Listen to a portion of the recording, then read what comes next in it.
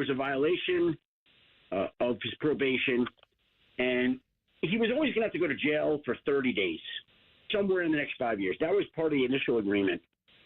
So he agreed to serve it now. I guess there was some violation where it was kind of ordered to do it now. But obviously it came as some surprise to him because he had knee surgery last week.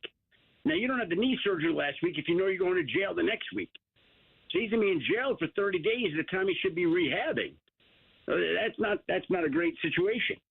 Now, there was a violation. The judge that sentenced him is retiring. I guess the time had to be served now. So he's there, and he had the knee surgery. Like this, it's a confluence of bad factors, just all coming together. Yeah.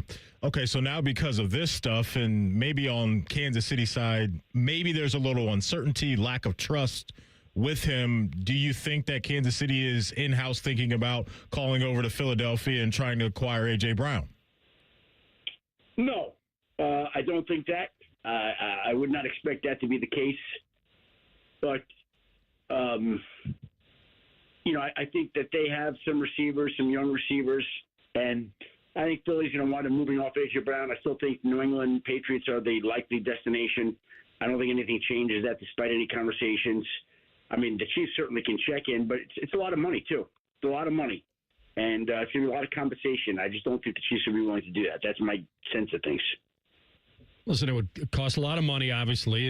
There's a lot there to that signing. But I don't think there's any argument that if that were to happen, if they were able to convince the Eagles to trade them Brown instead of dishing him to the Patriots, that then they become right back instant title contenders right away. So, I mean, I guess exploring the chances of landing him probably aren't crazy.